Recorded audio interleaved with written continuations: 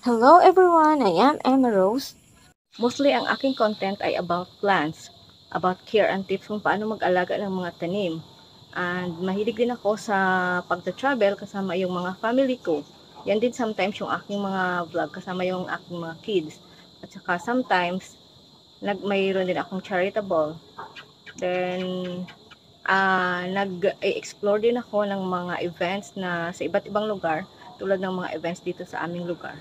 So, have fun!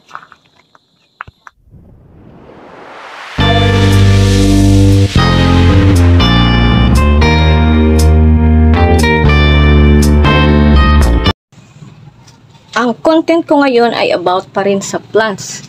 Kasi ang plants ay aking stress reliever, kaya yan ay yung mga contents ko. Yung mga plants na, iba't ibang plants na tanim ko dito sa bahay. Tulad ng mga fruits and vegetables. Fruits and vegetables.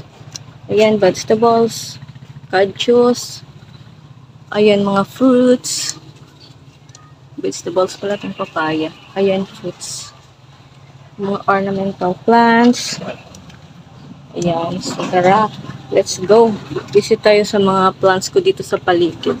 Greener world kasi dito sa bahay namin. It's the green world. Okay, let's go, tara na. Papakilala ko sa inyo ang aking mga plants, mga ornamental plants at iba't ibang plants. Kung ano meron ako dito, pati yung mga mga fruits and vegetables. So ito yung aking mga nagbavine na putos. Ayan siya. Super ganda. Hanggang taas na siya. Siyempre, kasama niyo pa rin si pomelo. Super pomelo. Ayan, doon siya kay super pomelo. Tingnan mo yung aking dragon tail. Sobrang laki na niya. Oh. Kasama niya si Photos. Ayan siya. So si Pony, andyan si Pony. Kasi si Pony napakaganda. Saka ito si sino ba to? Philodendron ito eh. Nakalimutan ko.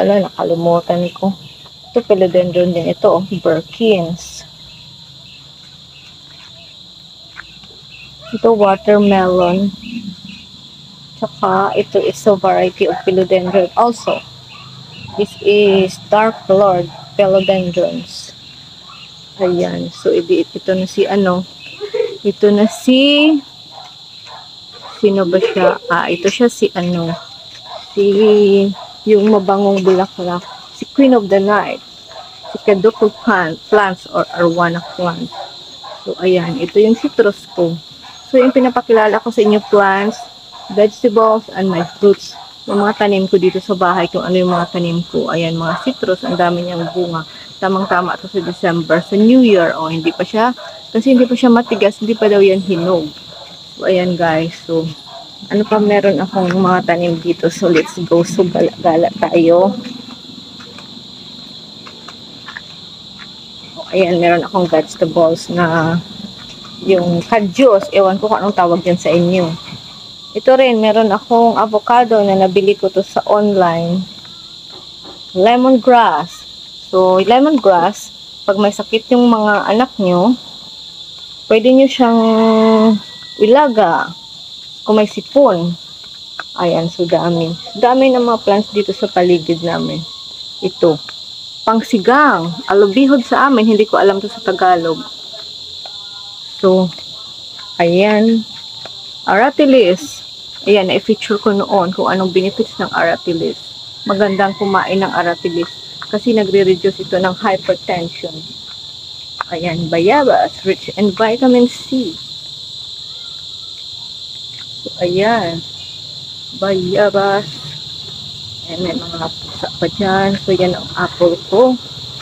Ito yung apple ko na almost 1 year na pinatubo ko sa seeds. Next time, mag-vlog ako kung paano magpatubo ng apple from seeds. Ayan. Saluyot. Ito saluyot. Nagpapaganda ng kutis. Sikreto nito yung hotpot. Saka ito, gulay. Meron akong mga gulay patula. So, ito yung mga tanim ko. Ito yung pinagkakaabalahan ko. Tsaka yung ito ko noon na kamote. para sa mga high blood, diabetes, na may vitamin K. Ayan, kamote.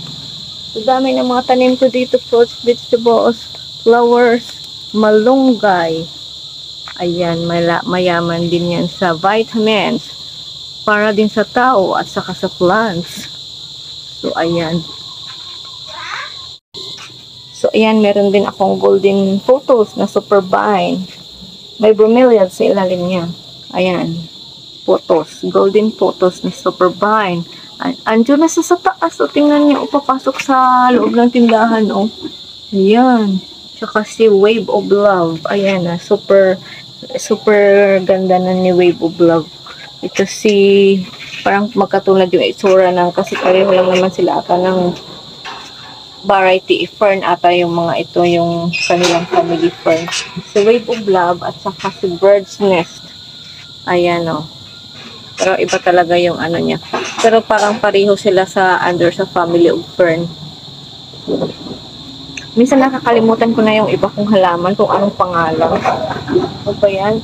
Ito nga nakalimutan ko na to. Oh. Ito yung mga calatheas ko. Ayan. Mga calatheas. May nahalong ito golden sword ata to eh. Ayan o. Naghalo-halo na kasi ngayon hindi ko na-arrange. So next time, next na pagbablog ko maging maayos na to. So ayan. So, ayan yung mga calatheas, syngonium. Kaiyan pa yung ano ko hindi talaga naayos, yung adeniums ko yung tingnan. Yun yung pinaka-favorite ko, yung adeniums. Kasi nasira to ng Bagyo Goring. Tingnan nyo kung anong nangyari sa kanya. Aayusin ko pa to. Hibiscus. Tsaka itong gamot ata tong halaman na ito. Gamot sa hypertension. Tingnan nyo oh. So, until here na lang guys. See you next video again. Kung hindi ka pa pala nakasubscribe sa aking channel, pasubscribe na lang po. At pakihit na rin po ng bell button para maging updated sa iba ko pang video. And please comment, like, and share. Let's go! Jesus bless us all. Bye!